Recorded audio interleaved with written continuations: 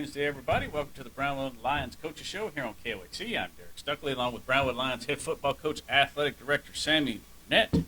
We are 2 days away from basically the midway point of the regular season, game number 5. Does it feel that way, Coach? It does, sort of, when you're old like me and you just start getting worn down, but it's crazy how fast the season goes once you get into it. I mean, we had been talking about it all week. You look up and we're playing game 5 already, and it seems like yesterday we were in two-a-days trying to get ready for it. So it comes and goes quickly, and we try to preach that to our seniors and let them know how fast it can go by. So make sure you're living every day and enjoying every minute of it, because it does pass. Well, the first 4 games have gone pretty well, I would say. How's this week of practice going, getting ready for Waco Conley Friday night? It's gone well. Our kids are doing everything we ask them to do. They're where they're supposed to be when they're supposed to be there. They're working hard. They're trying to find ways to fight through the fatigue and fight through the mental part of it when you get tired and you want to sort of stop and relax. They're keeping the grind going. So that's all you can ask of them. And your prayers that they show up on Friday night and play to the best of their ability. And if they win because they executed and got out there and did their job. And if they lose, it's because it's a better opponent, not that we do something that allows another opponent to beat us. So that's still our focus. I've spoke about before. We want to be in an elite level and play at an elite level every week, regardless of who we're playing. So the next, couple of weeks for us will be great test. They're perfectly positioned for us to get through it if we can stay healthy and play a good Conley team, a real strong Conley team, senior-heavy team, a lot of talent, several D1 kids, a lot of speed, and they're big and they're physical. So it'll be a great test for us to see if we're where we need to be or what we need to do to fix it. And then you turn around and play a highly talented Stephenville team. That's a rivalry game, and both teams get up for that game. It's a big deal. So 2 exciting weeks for us. Before we talk a little more about Conley, I can't remember if we talked about this Monday or not. I've slept since then. But what's the health of the team looking like coming out of last week's game? Well, we're about where you'd expect to be. Week 5, Logan McKibben is still out. We did get Gray Stewartson back, which is a plus for us. We got a lot of shoulders with Sam Coleman and Stevie Ramirez and Quentin McCarty and Jordan Nickerson have shoulder issues that they're dealing with and getting treatment on every day. Davis Lee is getting treatment on a knee that he's going to have surgery on at some point. He's chosen to put that off to the end of the season if he can. We have some ankles. Cole Miller still has an ankle issue. Aiden Packhauser has a bad ankle issue, but he just is a tough kid that is playing through it. And we're banged and bruised, but we don't have anybody out other than Logan at this point. So we're blessed in that area. We lost Jaden Gordon for the year, but that's something that we've come to grips with, and he's playing a role on the team and helping us out. But we're fortunate that we haven't lost anybody else for the season. Just a lot of bumps and bruises. Yeah, just a lot of grind. Bangs and bruises, and hopefully we can patch them up well enough to finish the season. All right. Well, Waco Conley again Friday night. Team we saw last year. We know how talented they are. Just kind of talk about seeing them last year and kind of having an idea of what you'll be facing this Well, Friday. They're extremely athletic. I compare them to Lubbock Estacada and Waco La Vega. Very talented. They're big up front on both sides of the ball. Isaac Perez played for them last year. He was number 16. He played defensive tackle.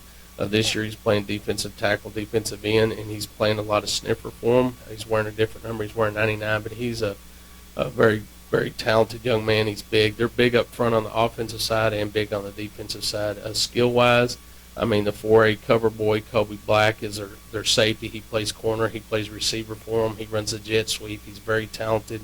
And then Kiefer Silsby is their running back, number 1. We played him last year. He's one of those guys that doesn't matter who he plays, he can outrun anybody. They're extremely fast, so you got to keep him lateral. Don't let him get north and south on you. You got to fly the football, but they're very talented. Their quarterback is Jamarian Vincent. He's a sophomore. He played on the JV last year, and he was the reason we lost that game. He was a very talented kid. He doesn't throw the ball as well as he runs it, but he runs the ball extremely well, and he can throw it. So I'm not saying they can't throw the football. They just choose not to, and they haven't had to. They've averaged 407 yards a game on the ground. So that's sort of where we seem to do well, is stopping the run. So we feel strongly about that. We did a good job of that last year. They did pop us for a couple of big plays, which they do that to everybody, so you got to try to minimize those. Offensively, we're going to try to keep the ball. slow the game down a little bit, try to keep the ball out of their hands and keep our defense off the field as much as possible and keep them fresh. Special teams wise, it's going to be extremely important. They're dynamic. I mean, you can't pick anywhere to kick it because they have dudes that can take it to the house, and they did a great job of that against China Spring. So we're going to have to be real solid on our cover game. Hopefully we can get some touchbacks with Junior. Maybe they choose not to take it out of the end zone, but wouldn't surprise me if they would take it 5, 6, 7 yards out of the end zone and come on because they can really go. So we're going to have to be sharp in all three phases of the game and play with great passion and be physical and fly to the football. You mentioned the running back. Of course, we saw him last year, and this is success they've had running the ball. Is it more him or the offensive line or a combination of both? It's a little combination of all three of them. I mean, they have him. They have the black kid I told you about. The quarterback runs the ball, so they split it up. They all three run it. They have another kid, number 5, Jalen Nobles. I mean, he runs the ball well. Number 11, the quarterback, that, like I said, does a good job. They put multiple kids in those spots, and like I said, they're a very fast football team. For us, offensively, we can't go east and west. We got to go right at them north and south and try to hit them in the mouth. That's what we're going to have to do because they have speed. They can fly around. We have good speed, but they have good speed as well. So we're just going to have to be sure tacklers on defense. I mean, you can't miss, can't let them miss. They're going to make you miss, but we have to have 3 or 4 there. So if one misses, the other 3 make the tackle. Offensively, we've got to move the ball, go north and south, set up the passing game because of the run, and then make sure we don't turn the ball over. And, like, again, special teams are going to be huge. We got to be able to reverse the field on punt if we have to do that. We got to cover on the kickoffs and then try to set up big returns so that we can have shorter field to work with. Of course, we saw them last year. It's a team we don't play that often. Does having success against them last year give the kids more confidence going into this week? I think it does. I mean, any time that you're able to get a victory over a team in the past, and we have a lot of kids that played on that team, they're going to have some confidence going in there, but yet they're humble enough to know if they don't go out there and play, they can get beat. And that's been my message to them all week is you're playing a team this week that if you don't do what you're supposed to do, they're going to expose you, and they'll beat you down. And either we'll allow that to happen or we won't. So we got to go out there again and play fast. We can't make some of the mistakes we made last week and that we made in previous weeks. We got to play a strong game and limit our mistakes. We can't have a bunch of penalties. We got to stay in front of the chains and try to keep them off balance. And I do believe that if we go out there and if we're really physical like we can be, we'll set the tone and we can get out on them early. They may revert back to what happened to them last year and maybe fold up a little bit, but I don't see that happen. So we're going to have to go out there and play for 4 quarters. The one that fights the hardest for 4 quarters and makes the least mistakes is the one that's going to be successful. As far as the Lions go, maybe I got spoiled the first 2 games, and we scored touchdowns on the first 2 drives of both games. Haven't quite started as hot the last 2 games. I guess what's the difference, and what has to happen for y'all to get off to a fast start? Well, we can't bust assignments up front when we're running the football to see what they're lined up in. If they're giving us a different look, we got to fall back on what we know and don't second guess ourselves up front and get behind the chains. We got to start. Our quarterback has got to start well. We go as he goes, as you know. And the last couple of games, Ike coming off of an injury and then being out for a week and not practicing, after the game, we're sitting there listening to their school song, and he stood beside me and said, "Coach, you're right, man. Being out that long, it surely puts you back." He goes, "You can't miss practice and be as successful as you want to be." So he understands where he was last week. He just wasn't on mechanically with what he's trying to do. And plus, he's coming off a shoulder injury where his shoulder was weak, and he's trying to compensate for that. So we're working through that. But he played extremely well. We can't get caught up in a pile, let them strip the ball out and take it back for a touchdown. You can't fumble a football and let a team scoop and score, things like that. You can't let teams return kickoffs. So we got to shore up those things that are holding us back and continue to grow. And it seems like we need to start faster. The last couple of games, it seems like we've been a little flat. And just in our start, we just got to come out there amped up, ready to go and set the tone early. Coming off last week's performance, had some ups and downs on both sides of the ball. I guess in what areas do you want to see the most improvement Friday night? I think we need to see improvement in our back end. And what I mean by that is technique. We have talented guys. I think sometimes we get lazy with our technique and the fundamentals of how to break on balls and playing with low hips and being in a position where we can move and turn and redirect when we have to. Got to be stronger with our eye discipline and what we're supposed to be reading and keying and not looking at the quarterback to see if he's throwing it to my guy or not. When he does throw it to our guy, all of a sudden we're playing panic and catch up. Offensively, we got to dominate up front. With the line, we got to start getting more pancakes, staying on blocks, and just protecting the football.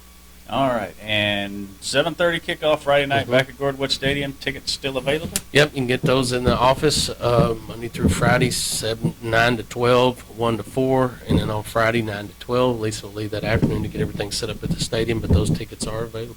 All right, so what else do we have going on non-football wise this week? Well, we have cross country headed to Dublin today. Our JV girls will go compete over there, along with our boys, varsity and JV boys will compete over there in Dublin at the FCA meet. And then our girls, varsity cross country, will head to Lubbock on Saturday and compete in the Lubbock Invitational. So wish them the best of luck today. I hope they're doing a good job today. And then our girls heading to Lubbock is a good meet for them. So I hope they continue to perform the way they perform and come up with some PRs and do well as a team. We have tennis on Thursday. At Lampasas, that'll start at 4 o'clock. Our combined team will head to Coppers Cove and play a 5 o'clock game. Our maroon team and our JV team will be at Conley. That'll be at 5:30 and 7 because of travel and officials. So those games are starting 30 minutes later. If you don't have a ticket, you can still get one at the gate. You just got to have a debit card so that they can, however they do it with a debit card, you get a ticket there, but they won't turn you away.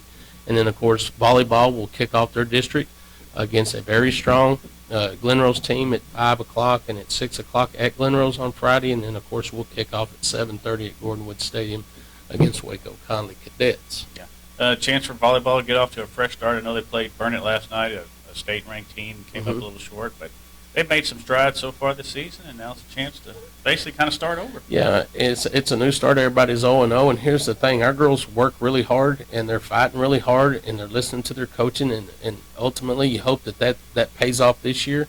If not, the leadership that we've had from the seniors that we have will lead off into next year, but it's a great start for them. It's 0-0. It's just forget about yesterday, learn from the past, and see if you can't put it together and start being successful in district. You know, Glenrose is a worthy opponent. They have that one girl that's 6'10" or however. I mean, that girl is tall, Very tall, and she's a dominant volleyball player. So we're going to have to, come up with some blocks and try to set it up where our girls are hitting, and we're not just bumping the ball over the net. Have opportunities to attack offensively, and then just be sound and be where you're supposed to be and be ready for some hard hits on defense.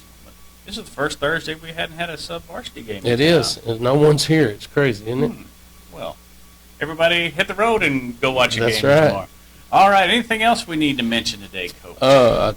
We hit everything and everybody, cross country, tennis, football, volleyball. I think we're good. We better thank those that make this show possible. All right. What you think? Sounds good to me. All right. Auto Glass Magic, Bruner Auto Group, Syntex Body and Paint, Syntex Equipment Sales, Citizens National Bank, Dan Hill Containers, Dr. Bon Young, Dr. Pepper Bottling Company, Edward Jones Investments, Hendrick Medical, Howie Enterprises, Humphrey Peets, Heartland Funeral Home, Landmark Admin, MC Bank, Painter Johnson Associates, Smith & Sharp Agency, Sonic Drive-In, Stanley Chrysler, Texas Bank, Weldon Wilson Electric, Western Bank, and Willie's Teas. All right, we will be back Monday to recap the Waco Conley game and look ahead to Stephenville here on the Brownwood Lions Coaches Show on KOXE, KOXE.com, the KOXE app, and the KOXE Facebook pages. Have a great day, Brownwood.